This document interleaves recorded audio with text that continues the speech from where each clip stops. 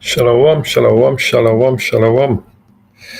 As always, first I want to give the praises and the glory to the Heavenly Father, Yahweh, the glory, Bahasham, to the Heavenly Father, Bahasham, Rakah Kodash. Yahweh is the name of the Most High God, and Yahweh Shai is the name of the Son, who the world ignorantly calls Jesus Christ. Double honors to the apostles and to the elders of Great Millstone, as always. Double honors to you. And shalom to the hopefully elect brothers and sisters of the house of Israel. As the Bible says, many are called, but few are chosen. The chosen are the elect of the true nation of Israel. Now, America revives the Monroe Doctrine and slams Europe. And as you should know by now, the 10 horns that the Bible speaks of in Daniel 7 is talking about Europe, ancient Europe, that has now, what's the word I'm looking for? That's, the word's just gone straight out of my head. That basically ancient Europe, that what we know today as modern Europe, all right? But it was a particular word that's metamorphed. That's the word I'm looking for. Ancient Europe, which has metamorphed into modern Europe, which we call the European Union, is the 10 horns that the Bible speaks about in Daniel 7 and Revelations 13 and 17, which thou sawest are the 10 kings, all right? Now, Trump, for those of you who don't know what the Monroe Doctrine is, the Monroe Doctrine was proclaimed by US President James Monroe, right, in 1823. It was a US foreign policy declaring the Americas closed to further European colonization and interference, asserting the Western Hemisphere as a US sphere of influence. So while the US promised non-interference in European affairs, it evolved from anti-colonial rhetoric to justify America's dominance and intervention, and becoming a cornerstone of American strategy, recently seen and renewed in the emphasis of the US security policy, which is what America's pushing now under Donald Trump. So, you know, that's what the Monroe Doctrine is, all right? It goes back to basically they're saying hands off the Western Hemisphere, it's all ours, right? Everything in the Western Hemisphere is under America control and American influence, right? They're no longer concerned what's going on in Europe, right? Which is beautiful. All prophetic, all prophetic. So let me just play a bit of this from Redacted, as I did fair use, as I did play it at the beginning. All right, we'll just play this from Redacted, and then we're going to bring out some scriptures. All right, so let's just hit play. You know, our country's at a tipping point. We could go bad. We're at a tipping point. A tipping point? Folks, that might be the understatement of the year, because while the media is obsessing over clickbait and manufactured outrage, NATO's worst nightmare is quietly becoming reality, and the technocratic control of the United States under Palantir and Peter Thiel and all of those guys is happening in real time. And yes, everything is changing right before our eyes. I'm going to show you exactly how this is unfolding. So over the past 48 hours, I received exclusive information from sources, information that has not been reported anywhere else. And here it is, that 2 Russian nuclear submarines have arrived off the coast of Venezuela, and more are on their way. This is in addition to the 2 Russian nuclear submarines, right? 2 Russian nuclear submarines. This is what's going on behind the scenes. The Russian battleship coast of Venezuela.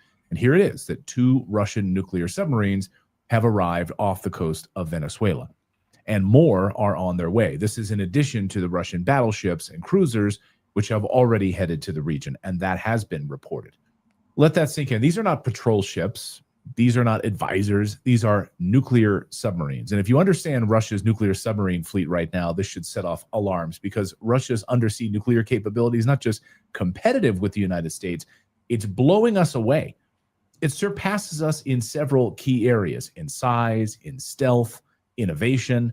Their two new style submarines are the apex predators of the ocean right now, and we can't compete. And they are parked right now. Can't compete because that's the spirit that Yahweh has put on these leaders.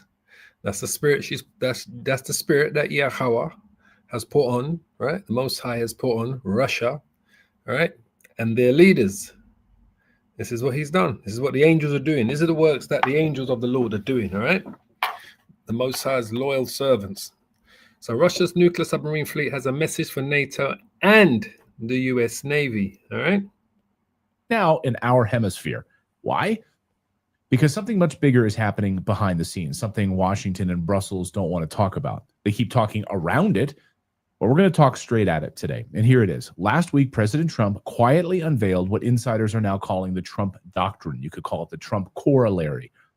It's a seismic rewriting of the U.S. grand strategy that effectively ends the unipolar order that America has dominated since 1945. The U.S. as the reserve currency, as the superpower, gone. Trump just declared it. Dare I say that this is a game changer? You probably didn't hear about it because the media totally ignored it, completely actually. But Europe heard it, China heard it, Russia definitely heard it, hence the submarines. And Trump told the truth that NATO never once spoken out loud. There are now three great powers in the world: the United States, China, and Russia. That's it. Europe in the world, the United States, China, and Russia. And they will go to war. These are the three main players, all right? And Israel. Israel is going to be a main player in the war of Armageddon, and Iran, all right? But these are the big boys, all right? But Israel, like the scripture says, the least of the flock shall draw them out. Iran will play a major part. But these are the big boys, right? These are the boys with the most nukes. And between America and Russia, they possess, I believe, 85% of all nuclear weapons around the world. So think about that, all right? That's it. Europe, according to Trump's own national security team, Europe will cease to be relevant within 20 years. Their entire civilization changed forever. It's going to be less than that, boy. It's not going to be 20 years. Europe is going to become irrelevant, way less than that. Like I said, how we feel in the spirit, the brothers, the apostles, the elders, that all of this is going to take place in this decade. We're not going to see out this decade without this complete change of rulership, the second coming of our Lord Yahweh Bashim Yahushai, all right? But we believe in the spirit. We're going to see this all going to play out in this decade. So we've got, 4 years left in this decade, all right? That's all going to play out. The mark of the beast, the microchip, the war of Armageddon, the second coming of our Lord, the chariots, the deliverance, the destruction of Babylon the Great, the destruction of Israel, all right? You know, and the subjugation of all of the nations. So yeah, Europe will become irrelevant because most of those Europeans, right, those that are not of the house of Israel and they're not of the elect, will become servants, handmaids, and slaves in the kingdom of heaven coming to earth. All right. So absolutely, we believe it's going to take place in not 20 years time. Right. We believe this is going to all take place in this decade. Now we're not saying the actual scripture says, oh, it's going to take place by the year 2030. Right. We're saying the spirit, according to prophecy, according to the things that we see taking place in the secular world, that it's all going to take place in this decade. All right. And we want it to. Right? Basically, we don't want to see out another decade with these devils in power. Relevant within 20 years. Trump's own national security team, Europe will cease to be relevant within 20 years. Their entire civilization changed forever. This isn't me saying this. This is the Trump administration's official view written down in a new doctrine. Trump's new strategy document essentially stunned the mainstream by bluntly stating that Europe faces a civilizational collapse. And it will be finished in 20 years. And of course, all of the nations are going to have a civilization collapse. They're going to have it's going to be the greatest wake up call, right, this world has ever seen. All right, not just Europe, but Europe is a main player. All of these nations are going to be facing a civilization collapse in what they thought they believed. culture-wise, religious-wise, God-wise, you know, who they worship and praying. It's all going to come to light that all the gods of the nations are what? Are idols. If a brother can put that in the chat box for me, in the comment board, sorry. All the gods of the nations are idols, all right? We know that. So let me continue playing, sorry.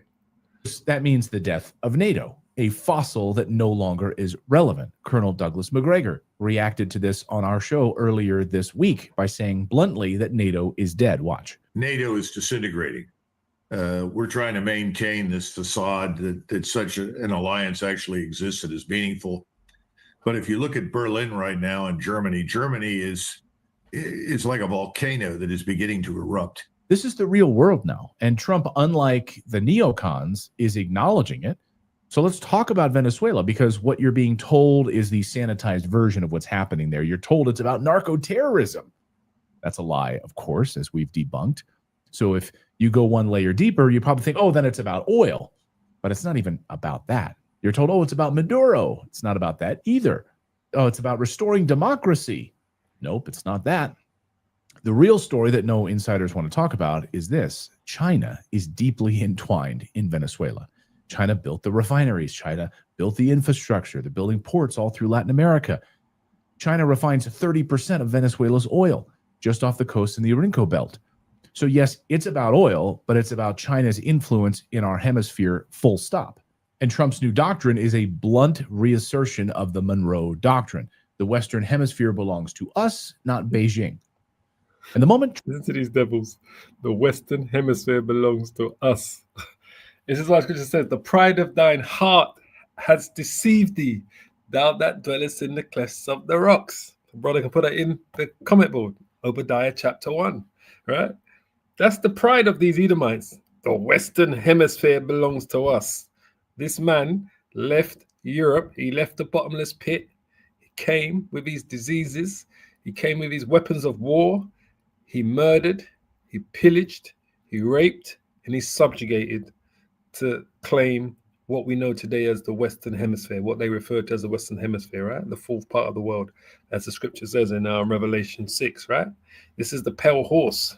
But this is the pride. It says it belongs to us, right? I tell you, I can't wait for Yahweh Shem Yahushua to come, boy, and to set these devils in order. I'm not saying it. We believe he's a Jake, what's his name? Clayton, and his wife, Natalie. We do believe that they are Jakes, right? But like I said, that's that American pride, the Western Hemisphere. This is what Trump is trying to state with the game back to the Monroe Doctrine. This is what he wants, right? Basically, all right? Doctrine. The Western Hemisphere belongs to us, not Beijing. And the moment Trump publicly rolled out this new strategy, guess who showed up? Russia sent nuclear submarines to Venezuela to say, hey, we're here too. And you don't get to. Russia's a big player. We're here too. Nuclear subs to Venezuela. We're here too, because Russia is going to be the main number one adversary for Babylon the Great, the United States of America. All right? That's why they sent 2 nuclear subs and more. Russia sent nuclear submarines to Venezuela to say, hey, we're here too. And you don't get to box us out. Are we playing this game? And what sources are telling me right now is that these 3 superpowers are shifting everything. Trump's own documents now say China is not an enemy. They're an economic competitor. The new Trump doctrine says we're done being the cops of the world, essentially. It says Taiwan, yeah, it's important, but it's not important if other countries aren't going to pay their fair share to actually assist in the defense of Taiwan, like Europe. In other words, Trump is saying we're going to start keeping our eyes on our own paper, and you'd better start doing the same because we're not going to pay for it anymore. Now, the Trump doctrine isn't just anti-China. It also sidelines Moscow in a big way. It says America is no longer trying to run the entire planet, only its own hemisphere. Fortress America, essentially. And this is where the concerns about a technocratic rise in America come into play, right? It's for our security that we need to have all this biometric scanning and surveillance. Which is going to lead you, ultimately going to lead you to the what? To the MOTB, to the microchip.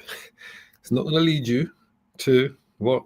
Those major other camps keep on trying to sell you, oh, it's going to lead you to, it's all about sin. It's sin. No, no, no, no, no. It is an actual device that they're going to implant in you to monitor you, your every move and everything that you buy or sell, and for you to be able to move in this new world order. That device is going to be mandatory, right? Which is the chip. So that's right. This is why Palantir and these guys are all involved. As he said, let me just play that again. Essentially. And this is where the concerns about a technocratic rise in America come into play, right? It's for our security that we need to have all this biometric scanning and surveillance under Palantir. So we're going to see how that part unfolds. But if Trump can pull this off, it's going to piss off a lot of war hawks at NATO who want us to go to war with Russia, who want us to invade Venezuela, who want us to keep bombing Somalia and the Houthis in Yemen. This is a massive shift, the biggest since 1945.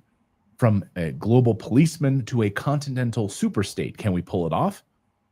That means enormous opportunities here at home if this happens. You can already see it in construction and manufacturing, the demand for electrical. What does the scripture say? I would have healed Babylon, but Babylon cannot be healed. No, the Lord is going to make sure they go to war against Russia. There's no getting out of this.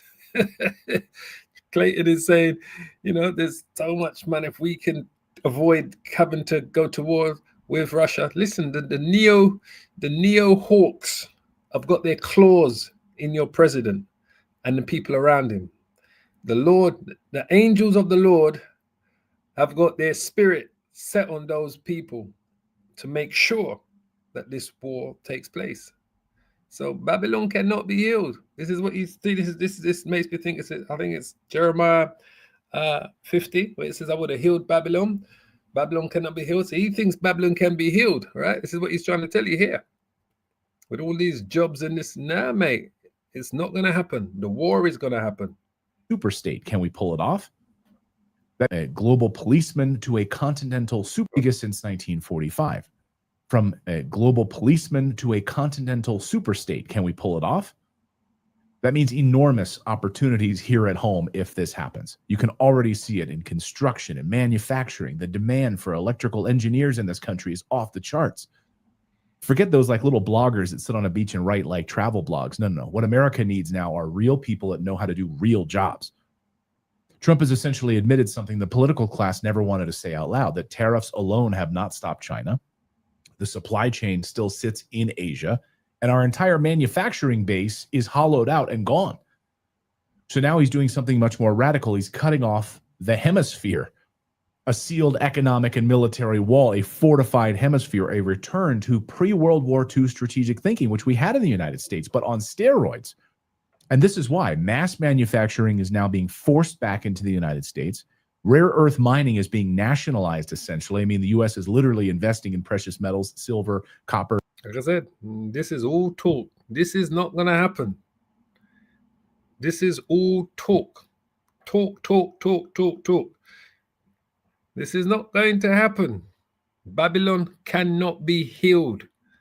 As I said, I would have healed Babylon. Is it Jeremiah 50, 51? The brother's got it here. We just quickly put it up there. It can't be healed. The brother Kasad Bakaya, Jeremiah 51 and 8. Babylon is suddenly fallen and destroyed. Howl for her. Take balm for her pain. If so be, she may be healed. Right? We would have healed Babylon. That's what the Lord is saying. But she is not healed. Forsake her. You got to forsake her, Clayton. And let us go, everyone, into his own country. Go back to Puerto Rico, right? For her judgment reaches unto heaven and is lifted up even unto the skies. She cannot be healed, Clayton. She cannot be healed. She's destined to be destroyed. Just so you understand. Nickel, it's a vital national security interest, as Trump has declared it.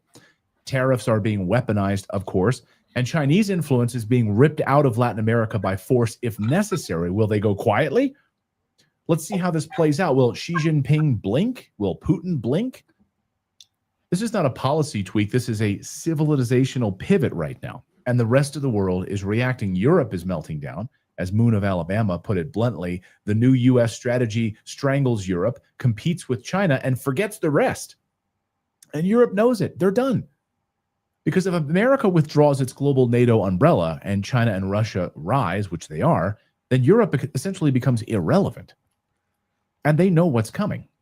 Demographic collapse, energy shortages you're seeing all over Germany, industrial decline, a dependent military, a migrant crisis that cannot be reversed. Europe is staring at extinction as a geopolitical actor, and Trump just said it out loud and put it in a policy paper. This is why we're seeing panic behind the scenes. And speaking of panic, here's something else that sources have told me. There are 11,000 Chinese engineers currently in the United States. What are they doing here? Engineers? Not students, not tourists, engineers. And U.S. officials admit they're sleepers, mate. They call them sleeping agents. They're sleepers until they get that call. Because they know, China know the war's coming. Russia knows the war's coming. And and Europe, the beast, the 10 horns, they know that they're in such a decline that they're like Israel. They will commit a 9/11 event. They will commit a false flag to initiate Article 5. All right. So these globalists have got fully loaded plans to make sure that this war happens. And the reason why it's got to happen, because it is Bible prophecy. It's as simple as that. There's no get out of jail card free. It's going to happen, Clayton. I'm sorry, my mate. It's going to happen, but we're going to be in a better place afterwards. they have no idea where many of them are or what exactly they're even doing. So let me repeat that. Thousands of Chinese engineers inside the United States as Trump rolls out a doctrine. They're sleepers. They call them sleeping agents. Someone put the definition for a sleeper. What are sleepers? All right, they're sleepers. That's what they are. Designed explicitly to keep Eastern influence out of our hemisphere. Over the past 4 years under Biden, 200,000 Chinese came into the United States, 200,000.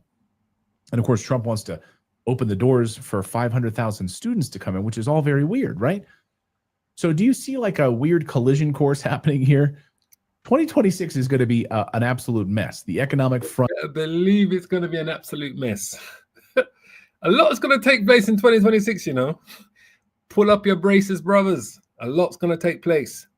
All I can say is that what we have to do is continue focusing on prophecy, on our relationship with Yahweh Bashim Shai. For you few sisters out there that have come back into the fold, you got to do the same thing. You got to focus on strengthening your relationship with the Most High God through the Son Yahweh Shai. All right? Because 2026, man, you think 2025 was a roller coaster ride? 2026 is going to be a roller coaster ride without any seatbelts, anything to hold you in those seats. That's how I see it. Front is collapsing at the same time the geopolitical is good. So do you see like a weird collision course happening here? 2026 is going to be an absolute mess. The economic front is collapsing at the same time the geopolitical world is shifting. Right now, the United States businesses are going bankrupt at a blistering pace. New report out this week that we are entering a year where the economy breaks apart, NATO fractures and breaks apart, China tightens its grip, Russia plants nuclear submarines in our backyard, and America declares a new hemispheric empire. This is why Trump said we are at a tipping point. This is why you feel the tension right now. You feel why neocons are melting down. And according to journalist Lara Logan, who I spoke to this week, she says there are people inside Trump's own circle actively trying to sabotage this doctrine, this plan, before it even starts. Listen to what she told me this week. There are questions, valid questions about a lot of people, a number of people, I wouldn't say a lot, but a number of people in this administration that have yet to be answered that are cause for some concern because of the lack of action that has followed. So guys, this is the opening move of a new global order. One hemisphere under America, one hemisphere under China, one Eurasian superbloc that's under Russia and China combined. 3 poles, 3 empires, no Europe, no NATO, no unipolar world, with us playing the cops. So I think this is the most important geopolitical shift of our lifetime, and nobody in the mainstream press is covering it, of course. So we'll see how this all unfolds.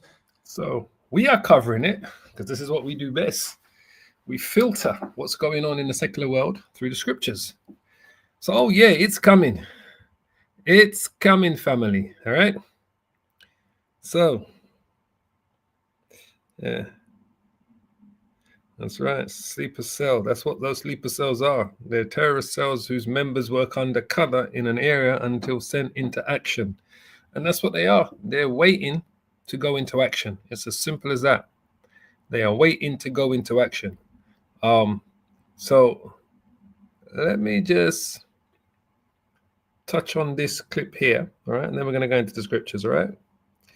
From Washington, blistering, right?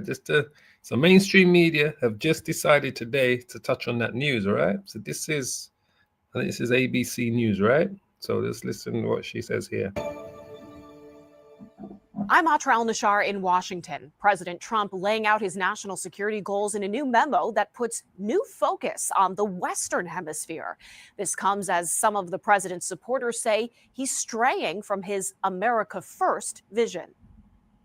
Shy of a year into his second term, President Trump details in this newly released national security memo how he wants to change America's relationships and responsibilities in every region of the globe.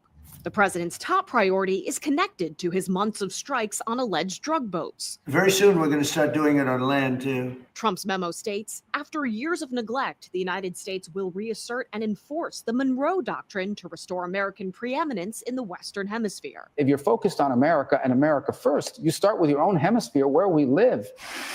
A big part of this is creating a larger U.S. military presence in the Western Hemisphere, particularly the Navy and Coast Guard, to control sea lanes, to thwart illegal and other unwanted migration, to reduce human and drug trafficking, and to control key transit routes in a crisis. Another tactic, tariffs. The president says he's prioritizing what he calls commercial diplomacy to boost American commerce while making it harder for non-hemispheric competitors to increase their influence in the region.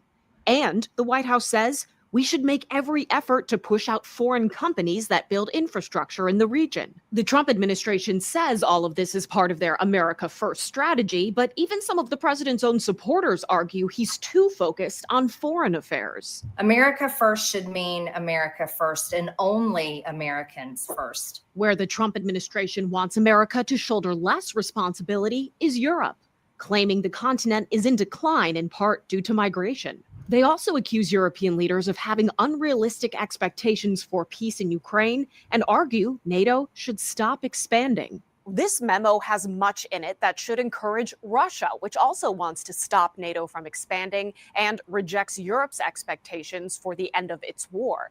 Now, unlike national security memos from past administrations, President Trump says it's in America's core interest to reestablish strategic stability with Russia. In Washington, I'm Atra al-Nashar. There you go.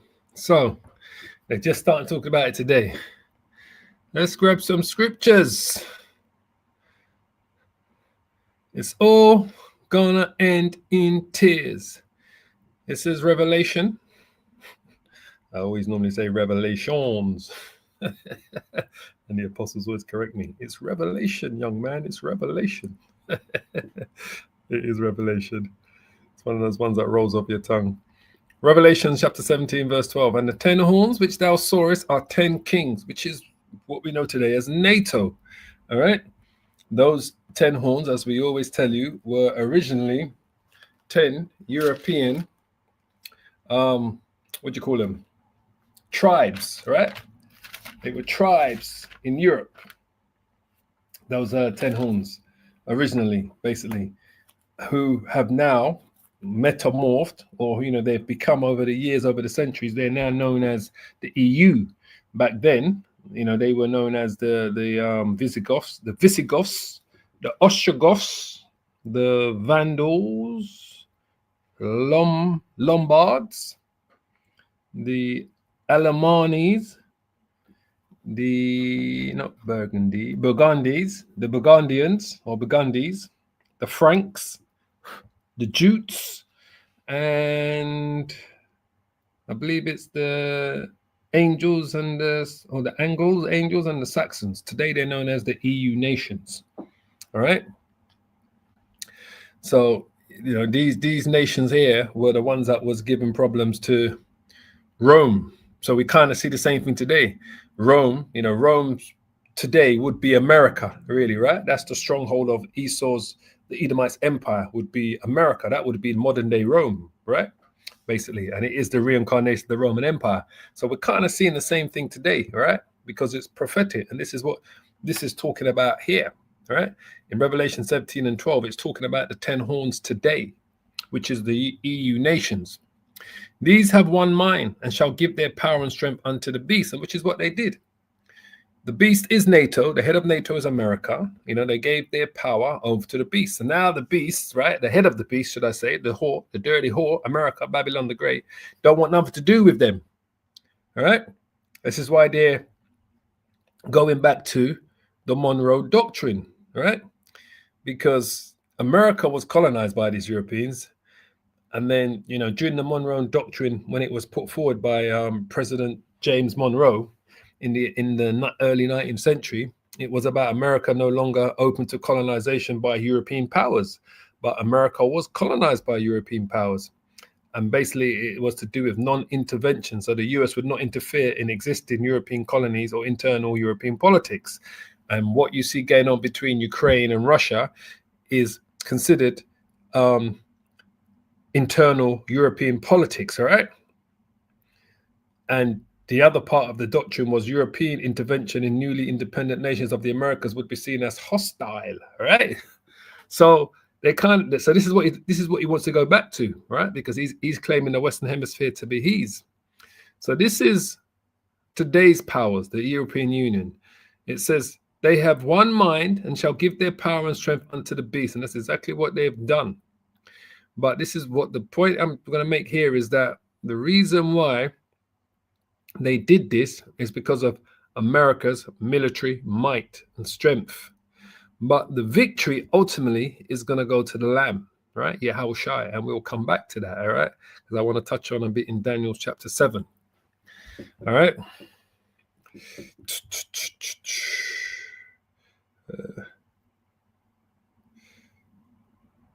So the horn here is talking about America, Babylon the Great. Daniel chapter 7, verse 11. I'm going to jump about in this, right?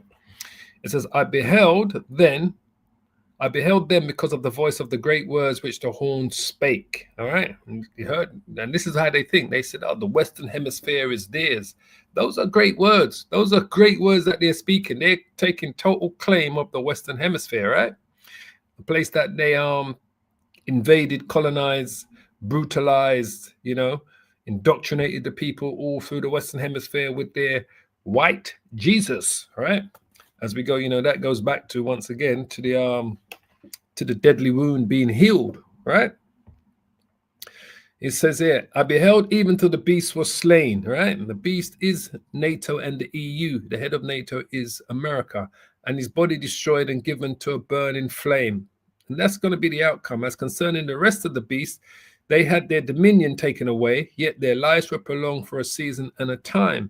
And this is that season and time is what we're living in now. All right. We're living in that season and time now. Now I'm going to jump about in here. All right. We're going to go to verse 19. All right. Daniel chapter 7, verse 19. It says, then I will know the truth of the fourth beast. The fourth beast is the Roman Empire. All right. America is the reincarnation of the Roman Empire. When you go to Revelation chapter 13, when it talks about the deadly wound being healed, that is talking about Rome coming back again as a power through the Renaissance period. And Rome's stronghold today is the United States of America. All right. Because America is set up. It's like an image. It's like America is like a mirage, not a mirage, a mirror image, should I say, of ancient Rome. All right, because their president literally acts like a Caesar. They have a senate like ancient Rome. You know, they got all the senators in ancient Rome. They had the senators as well. You know, they have all the different districts that were ruled by different governors. Rome had governors ruling different districts of its empire. So it's the same setup that we see today. And then all of the buildings, you know, the government buildings, mainly the government buildings in America were built the same way, using the same architect as ancient Rome. All right. It says, then I would know the truth of the fourth beast, right, which was diverse from all the others, exceedingly dreadful, whose teeth were of iron, and his nails of brass, which devoured and brake in pieces and stamped the residue with his feet. So this is first and foremost talking about ancient Rome, the Roman Empire, all right? But like I said, the Roman Empire comes back.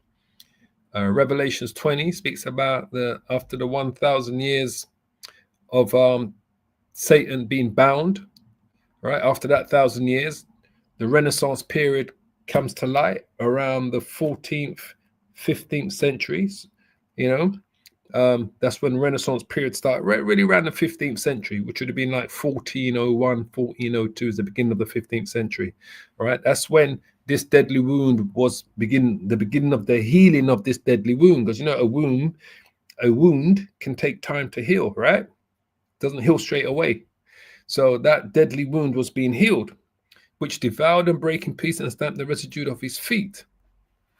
So this is first and foremost talking about ancient Rome, Daniel 7 and 19. And then we comes, and of the 10 horns that were in his head, and of the others which came up, and before whom 3 fell, which are the 3 empires, right? France, Spain, and England, all right? And I believe it came in this order. I'm positive it came in this order. Spain first, then France, then Britain, right? Because under Spain, it would have been under, what's her name? Isabella, Queen Isabella and Ferdinand. They came together. And then under France, it would have been under Napoleon. And then the British Empire came about probably from, came to its height of its power, probably George III, all right? Who was married to, I believe he was married to Queen Victoria. It says, even of that horn that had eyes and a mouth that spake very great things, whose look was more stout than his fellows, which was America. Because after these 3 fell, the American Empire became the power. All right.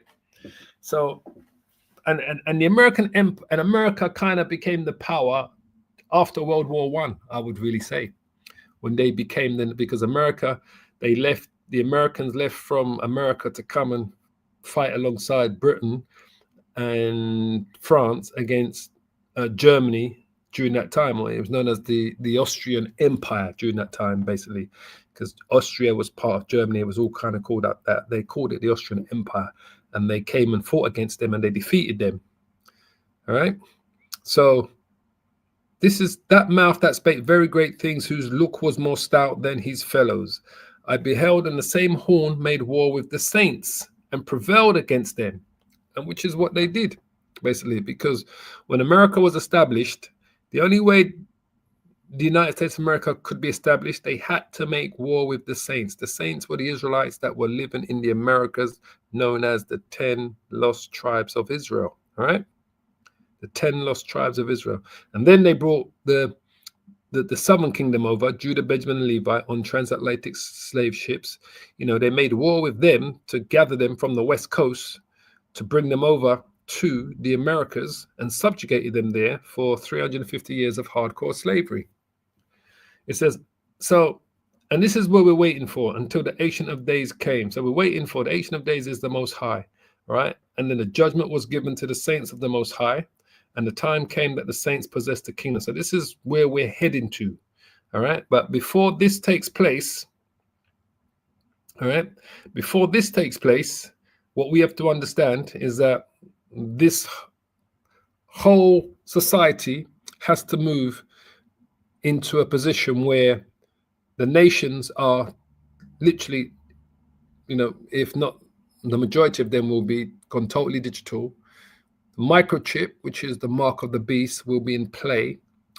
And then the war of Armageddon will be, the battlefield will be lit up with these nations. They will be going directly at each other, Russia, China, and their allies, Iran and their allies against America, Israel, all right? And at first, the NATO nations will be allied with them, but then at some point during that war, those NATO nations are going to turn against America, all right? So, and like I said, you got to be careful of NATO and these European nations, because I could see them doing some type of 9/11 false flag to draw America in to this war with Ukraine against Russia, but we do know for a fact that Israel is going to be the catalyst of all of this, basically. But I can see these NATO nations to keep America still involved in their European politics and the war what's going on in Europe, is that they're going to do something that may warrant them to do Article 5. But we'll see. Thus he said, the fourth beast shall be the fourth kingdom upon the earth, right? Which is the Roman Empire. Rome, which shall be diverse from all kingdoms, all right? Because Rome became the most powerful empire of its time during that time, right? And then you had the 12 emperors that ruled over Rome, the Edomite emperors that all took on the title of Caesar. So from after the first, you had the first, what they call it, not Trinity, the first, I forget what it's called, triumvirate. The first triumvirate was the three Roman generals, Marcus Cassius or Marcus Classius, Pompey, and Julius Caesar. And then after Marcus Cassius, I believe it's pronounced, his name is, right? After he died, Pompey and Caesar went to war. Caesar defeated Pompey, all right? And then Julius Caesar became the first, Roman emperor, because it went from being a republic to an empire. I believe that's how it goes. Yeah, because a republic is when you have no one power, basically, to an empire, yeah. And then he became the first Roman emperor, known as an emperor of Rome, was Julius Caesar. And then after he died, you had the second triumvirate, which was Mark Antony. Yeah, Mark Antony. Augustus. Augustus,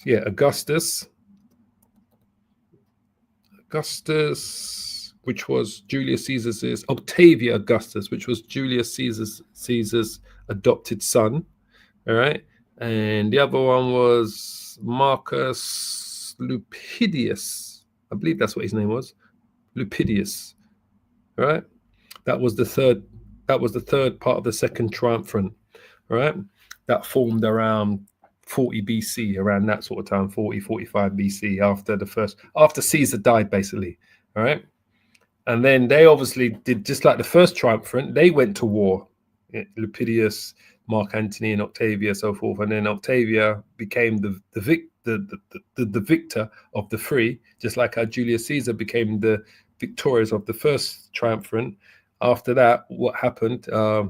Octavia Augustus became the second emperor of Rome, and then you go through the period of the 12 emperors, basically, which we know to be all Roman emperors, all right, or the 12 Caesars. I even got the book with what's his name? Suetonius wrote a book called The 12 Caesars. It's a really good read, all right? Which was Julius Caesar was the first, Augustus the second, and then his stepson was Tiberius, was the third. And then I believe Tiberius had a stepson, which was Caligula. I don't believe that was his natural son, Caligula. He was the fourth. Then Claudius was the next one. Nero, which is sitting in the White House today, right? Donald Trump. He was the sixth one. And then you had the year of the four emperors, Galba, Otho, Vitellius, and Vespasian. And then after Vespasian, you had his sons Titus and Domitian.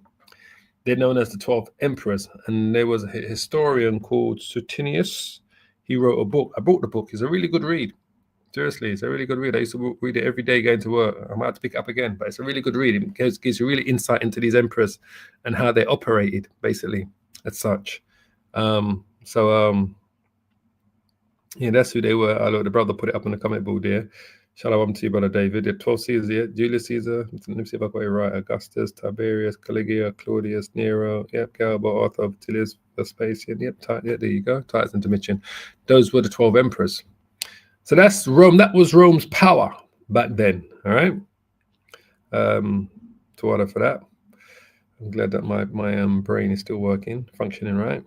So that's the fourth beast that broke in pieces, right? That's Rome. And then you got the 10 horns. Out of this kingdom are 10 kings that shall arise, right? And another shall arise after them, and he shall be diverse from the first, and he shall subdue 3 kings. So the 10 horns originally go back to, as I said, those 10 Germanic tribes, right?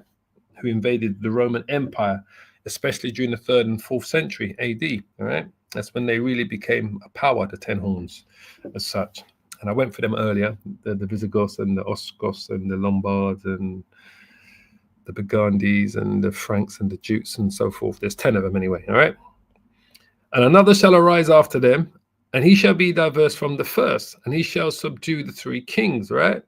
Which is America, Babylon the Great. The 3 kings symbolically represent the 3 empires, Spain, France, and England. And he shall speak great words against the Most High, Babylon, right? And shall wear out the saints of the Most High. Man, are we worn out by this devil, especially in America? We truly have they've not just worn us out in Babylon the Great, they've destroyed us as a people. This is why only the elect are going to make it. Because you can see how degenerate our people have become in the United States of America. And we can see that only the elect are going to make it out of that madness. And think to change times and laws, which is what they did, and they shall be given into his hand until a time and times and a dividing of a time, which was symbolically represents the 350 years of slavery. That kind of leads up to the times of Abba Bivens, all right? During the late 60s, when this truth came out, and the dry bones, which are the Israelites, mainly the elect, waking up to their true heritage and their truth, all right? But the judgment shall sit. The judgment shall sit, that's in the scriptures, and they shall take away his dominion to consume and to destroy it unto the end. All right. So the judgment's going to sit for America. All right. America can't escape. So all of this talk about what Clayton was talking about, all these jobs coming back to America and these engineering jobs and these different types of jobs and builders and this and that and manufacturing. It's all pipe talking, right? That's what they call it, right? Pipe talking. That's I don't know if they'd say that in America, but when we say pipe talk, it's like, it's just all in the wind, basically. It's kind of like it's like when you say to someone, you tell them to stop talking or just be quiet, right? Because they're talking a lot of nonsense, right? Or if we say pipe up, it means someone is speaking up. Like, why is this guy piping up? Like someone's coming in your face saying, wait, mate, what you want some? You want some? Like they want to break a fight with you. That's when someone's piping up, right? And when we say kind of like pipe down, like stop talking, man. Because it's that kind of thing. So that, it's all this pipe talking. The people talking a lot of stuff, but it's not going to play out how they want it. America cannot be saved from its destiny. All right. So, like I said, we're going to move about because this is the ultimate end game. All right.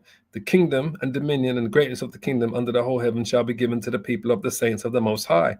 So this has to take place. This kingdom, this planet Earth is going to be reestablished as the kingdom of heaven. And it's going to be given to the saints of the Most High, which are the elect of the children of Israel, starting with the 144,000, the 12 apostles, the disciples, King David, right? And Yahushua, obviously, over all of us, right? Whose kingdom is an everlasting kingdom, and all dominions shall serve and obey him. Serve. So if you're going to serve me, you're going to be what? You're going to be my slave. I'm just showing you, the Bible is as clear as day, but some people like to make it seem like the Bible is not saying what it's saying. All kingdoms, all dominions that survived the destruction, all of the remaining people of these nations are all going to serve the Most High's children of Israel, the saints, right? And they're going to obey them, all right? So if I walk down the street in the kingdom, Lord willing I make it, and I'm cutting through one of the villages of these other towns, if I call out a few people and say, you, right? I want you to come and do this. They're going to have to serve me and obey me, which meaning they're going to be my slaves. I haven't got to directly put those people in yokes of iron, but they will be mainly the Edomites, mainly the elites, because the elites are the demons, man. because there are elites amongst all of the nations, right? But the elites of Esau are at the top of the pile. The elites of the small hats they are going to go into hardcore slavery, and they're going to get yokes of iron on their wrists and on their necks, and everything that they did to us. It's going to start with the elites, all right? So the other nations will be serving us and obeying us in the kingdom, but we're going to start with the elites of Esau and the elites of all of the nations, right? Like the scripture says, their kings and their nobles, we're going to put them in what? We're going to put them in chains of iron. I am not making this up. I'm showing you what's going to take place. I think that's Psalms 149. I won't go to it, but it tells you, all right? So if we go back to Revelation,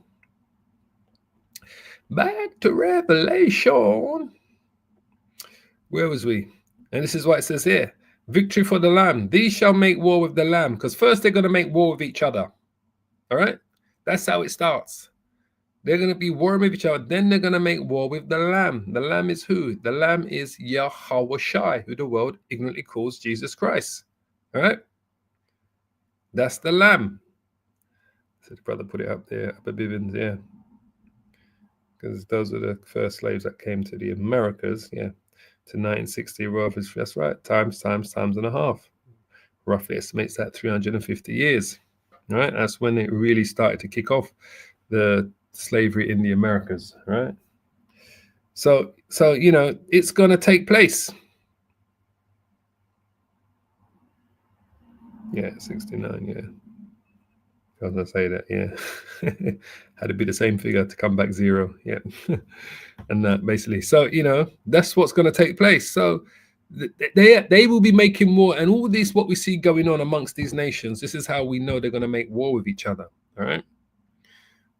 They're not going to be able to retract back into their holes, you know, like is it a squirrel, or what's that one that comes out of the hole? I forget what they call it. It comes out when they know it's springtime. It comes out the ground. I forget what it's called again. Groundhog Day. It was in the movie Groundhog Day with my man Bill Murray. Bill Murray's definitely a Jake, right? But yeah. So that's what's going to take place. So when we go back to Revelations, as I said here, ultimately they're going to make war with the Lamb, and the Lamb shall overcome them, for he is the Lord of lords and King of kings, and they that are with him are called and chosen. You see, that's why I said many are called, but few are chosen, which are the saints. The saints are the elect, elect, the elect, and faithful. We're faithful to this word. We got to stay true to this word. We got to focus on prophecy, right? Because it's all about prophecy. This is all we need to be focused on, just prophecy. Let's go into the prophetic scriptures and break them down for the nation of Israel, because the elect will be able to see it. All right? We got to focus on prophecy. You know, I say this again, I've said this before and I say it again, right? These are the things that we should be focusing on, prophecy. There's many other things that we can talk about regarding the scriptures, but the main thing we should be dealing with is prophecy. That's what we need to get locked in our heads, prophecy. And it says unto me, the waters which thou sawest where the whore cities, which is America, Babylon the great, are peoples, all right? Symbolic, and multitudes and nations and tongues, because America is made up of peoples from different multitudes, different nations and different tongues. But the Israelites are scattered amongst those people as well in America, mainly the descendants of the transatlantic slave trade and the Native American Indian tribes of North America, South America, and Canada today, who they call Latinos, Hispanics, Mexicans, and Puerto Ricans. And the 10 horns which thou sawest upon the beast. So the 10 horns is the EU. That's who Trump is trying to pull away from. But it's like the umbilical cord, right? He's trying to cut the umbilical cord between them and Europe. But Europe, right, say no, we're not letting you cut it. And every time Trump tries to cut it, they grab it again, and they using what do you call it, like a finger bob. What's that fire thing that they use to melt metal? I forget what they call it. To basically put it back together again. All right. What welders use. Like they use a welding iron to put that umbilical cord back together again. So the 10 horns which thou sawest upon the beast, which is the EU, all right, these shall hate the whore. Now, the EU is made up of more than 10 nations, but when they kind of became known as the EU or the ECC, it was a 10-nation country, but more countries have joined to it, and some countries have even broken up. So, for instance, Yugoslavia was one country. Today, Yugoslavia, I think it's 5 countries, all right, after the war, basically, all right. It's about 5 countries now, kind of thing. So we see that. The 10 horns which thou sawest upon the beast, these shall hate the whore, which is America, all right? And we're kind of seeing that today as well, because the 10 horns are absolutely disgusted with what Trump has said, but like I said, they can't really say anything in public. It's all being said behind doors. And shall make her desolate and naked, and shall eat her flesh and burn her with fire, because ultimately the 10 horns, the European Union, will turn their weapons against America, all right, during this war. Now, what's going to trigger that, we don't know. But something's going to cause the European Union, the rest of the beast, to turn its weapons against America. For the Most High has put it in their hearts to fulfill his will, right? As I said, this is the Most High's show. This is his movie. This is his prophetic prophecies that has to be fulfilled. He's put it in their hearts, which is their minds, to fulfill his will. It's not my will. I'm just telling you. I'm breaking down the prophecies and telling you what they are. And to agree, they're going to agree. This is why I said no matter what these nations try to do to make it sound like they're being friends to the general public, behind the scenes, right? We know things ain't what they are. But ultimately, the Most High, Yahweh, through his angels, Yahweh Shai, through the angels, are using them to make sure that these nations fulfill his will and to agree. And they will give their kingdom unto the beast until the words of the Most High shall be fulfilled. And the woman, which is America, Babylon the Great, which thou sawest, is that great city. There's no, right, which reigneth over the kings of the earth. That's America. That reigns over the kings of the earth, which are all the other nations. America is that great city, all right? So there's nothing that can stop what's about to take place, all right? Let me just go here. No, sorry. Daniel's 2 I want to go to. Daniel's 2, let me probably finish it here. The secret is revealed to Daniel. The secret is revealed to the Lord's prophet. As the scripture says, right? The Lord only reveals the secrets to his prophets, right? We are truly the Lord's prophets. The word prophet just means to speak before. We are telling you about these events before they take place. So now it's just kind of clearing pieces. And clearing the brass on go. Yeah, let me just, yeah. Here, this is where I want to come to here. The 4th kingdom, all right? This is what we're focusing on. America is the reincarnation of that 4th kingdom. Daniel chapter 2, verse 40. And the 4th kingdom shall be strong as iron, all right? Which originally is the Roman Empire, which I spoke about earlier. But America is that reincarnation of the Roman Empire, and it's as strong as iron today. For as much as iron breaketh in pieces and subdues all things, and as iron that breaketh all these, shall it break in pieces and bruise, which is what the Roman Empire did. All right. Not just under those 12 Caesars, also did it under, the Caesars that came after them. You had the year of the 5, they call them the 5 good Caesars. So you had the year of the 5 good Caesars. I think the 5 good, the 5 good emperors. Or whatever, all right. I think Commodus, which was in Gladiators, was one of them. So you had Trajan, Hadrian, because he's the one that came to Britain. They built Hadrian's Wall, which still exists in the United Kingdom. Hadrian's Wall. So they did the actual things that they did. They're still here, all right. Hadrian's Wall still exists in the United Kingdom today. Antonius was another one. Marcus Aurelius was the one that was in the movie Gladiator, all right? But these are all Jakes. These are not Edomites. And what's the one that came after Domitian? It begins with N. Nerva. That's the guy.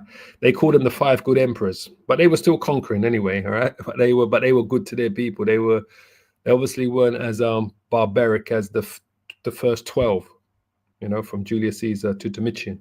That's why they were known as the 5 good, right? And Esau can't do good. That's why you got to know that these were definitely Jakes, right? But when you look at their bust, the icons of their bust, you can see that they were Jake, all right? Because most of them, if not all of them, had beards, all right? To my knowledge, all right? So those were the 5 good emperors, basically. So they were still conquering, but you had different emperors that came after the first 12 Caesars. So it says here, and whereas thou sawest the feet and toes, part of potter's clay and part of iron, which is the European Union, the kingdom shall be divided, because Europe is divided as well. They divided even on this war in Ukraine, just so you understand. And they're also divided on how to deal with America. But there shall be in it of the strength of the iron, right? Because they are backed by America currently, part of the beast. They're part of the beast. The head of the beast is America, which is NATO. That's the strength of the iron. For as much as thou sawest the iron mixed with miry clay, and as the toes of the feet were part of iron and part of clay, so the kingdom shall be partly strong and partly broken. And that's exactly what that's exactly what the European Union is today. It's partly strong and partly broken. 100%. That is the European Union today. And whereas thou sawest iron mixed with miry clay, they shall mingle themselves with the seed of men, which is what they have done, but they shall not cleave one to another. This is why we were the first ones to break out of the European Union, which was Great Britain. These other countries, they're looking to do the same, but they need to get rid of their current leaders, right? Which is what they're doing. This is why a lot of them are falling to that MAGA type of leadership, far right leadership in a lot of these countries. Germany got the AfD. The next election, they believe they're going to win it. In France, you got Marine Le Pen. They believe that her party is going to win the French election, which is next year. So they're all moving to that part. They're not cleaving to one another, and they want to leave the European Union, even as iron is not mixed with miry clay. All right. And then verse 44 says, and in the days of these kings shall the Most High of heaven, Yahweh, set up a kingdom which shall never be destroyed. Right. So during the days of these nations having their power, going through their turmoil and their wars, Yahushua is going to come to set up a kingdom that shall never be destroyed. All right. And that's the Lamb going to war against these nations. And the kingdom shall not be left to other people. We're not going to leave it to the other nations. No Gentile nations are going to play any part in the rulership of the kingdom of heaven that comes to earth. They're going to be, what's that word? What they call them back in those European days? They're going to be serfs. They call them serfs back then. They're all going to be serfs, all right? I think that's what they called it. SERF. They call them serfs. They're going to be serfs. They're not going to play no part in rulership. They're going to be laborers. You're laborers, which means you're going to ultimately be a slave or a servant, basically, bound by it was a feudal system. We're going to introduce a feudal system. All right. You're going to be working on your Lord's estates. You're going to be working on the men of Israel's estates. All right. So it's going to be a feudal system. All right. If you want an easier word, right, you Gentiles, right? You're going to be living in a feudal system in the kingdom of heaven. All right. Brother can put that in the meaning of a feudal system, right?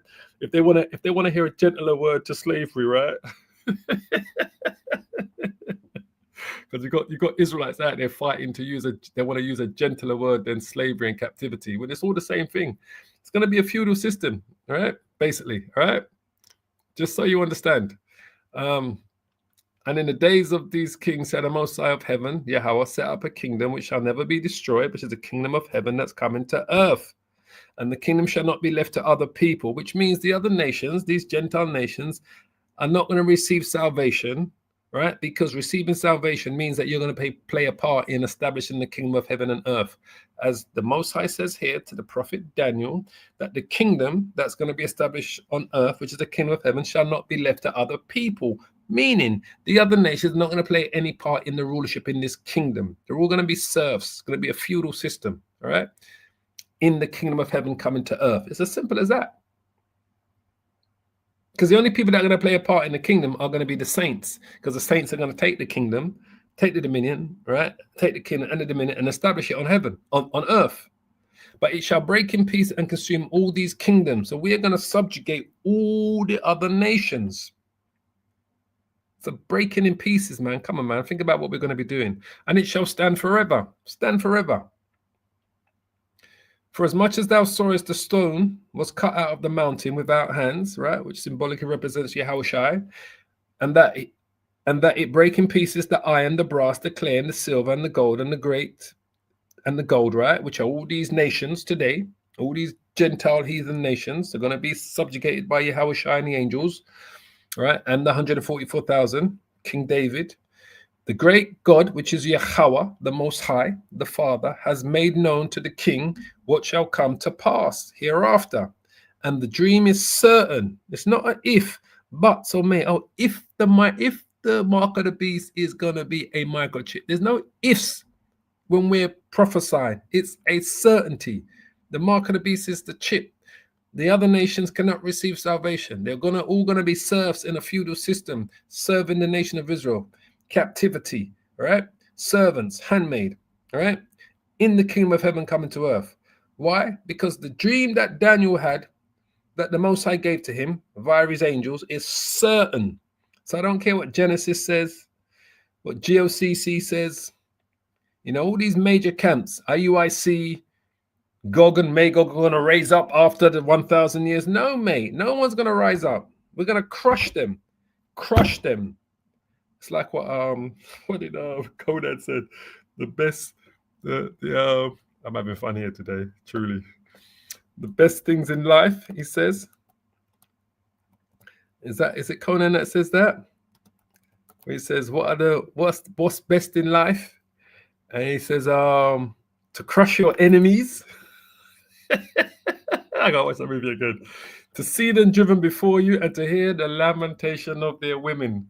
We're going to make a record like that in the kingdom. We're going to make 3 records. One called to crush your enemies, one called to see them driven before you, and another record called to hear the lamentation of their women, right? And that is it. And that's a reality. What is best in life? It truly is to crush your enemies and to see them driven before you, that you actually dare to witness their downfall, and then to hear the lamentation of their women, because you know they're going to be yours. So that's what's best in life. Genesis, IUIC, ISUPK. That's what's best in life. And obviously, Yahweh Bashim Yahweh Shai, worshiping the Most High and the Son Yahweh Shai. All right. So that's what's going to take place, right? Where was I? It was verse 45. So for so much as thou sawest the stone was cut out of the mountain without hands, which is Yahweh Shai, and that it break in pieces the iron, the brass, the clay, the silver, and the gold, which are all of these nations, right?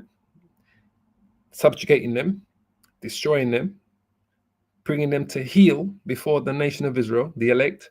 The great power, which is Yahweh, has made known to the king what shall come to pass hereafter, and the dream is certain, right? This is the key. The dream that Daniel had around 500, 6th century BC, during his Babylonian captivity, is certain. And the interpretation thereof is sure. Just like the interpretation of the mark of the beast is the microchip. It's 100, like the Apostle Tahar says, it's 1 trillion% sure. There's no other thing what it could be. We know for a certainty that's what it is. We know ifs, buts, or maybe, right? The other nations going into captivity, servants, handmaids, serfs in the kingdom, in a feudal system, is a 100% certainty. No nations are going to receive salvation outside of the nation of Israel, and only the elect of that nation of Israel are going to receive salvation. It's 100% certainty. Yahweh Bashim Yahweh Shai is the Most High and the Son's name. 100% certainty. Those people in the land of Israel are not the true children of Israel. Is 100% certainty. But there will be Israelites mixed amongst them. Just like there will be Israelites scattered and mixed amongst the other nations and looking like the other nations. That's 100% certainty as well. They're not all going to look like Negroes. Some Israelites are going to look Caucasian. Some are going to look East Indian. Some are going to look Chinese, Japanese, Arab, because we are scattered amongst the nations. These interpretations are sure certainties. All right? So I'm going to leave it there. Yeah, as a good finishing this one here. This is the brother Kasad Bakar, Isaiah 55:11. It says, so will I, Yahweh Bashim Yahweh Shai, listen carefully. So shall my word be that goes forth out of my mouth. It shall not return to me void, listen carefully, but it shall accomplish that which I please, and it shall prosper in the thing whereto I sent it. Destruction, salvation, right? And the kingdom. All these things are going to come. Simple as that. So, as always, I pray you're edified. Like I said, it's all about prophecy. want to give all the praises and the glory to the Heavenly Father, Yahweh, and to his only begotten Son, Yahushai. Double honors to the apostles and to the elders of Great Millstone, as always. Shalom to you. Shalom to the hopefully elect brothers and sisters of the house of Israel. As I always say, keep praying, keep safe, repent, and hold on to this word. Our warfare is spiritual, not carnal, right? We're about preaching and prophesying, nothing else. Just hold on to this, because the Lord, he's coming to do a new work. A new work is going to come upon the whole world. Lord willing, we are part of the elect, and the Lord spares us, and we make it. All right? We call ourselves the hopeful elect. So, shalom, shalom, shalom. And Tuada for the brothers that put out preachers on the comment board. As always, engaging in the lesson. Tuada for your support. You brothers doing what you do best, all right? And shalom to you few sisters that have been edified. All praises and glory, man. Shalom, shalom, shalom. Prophecy.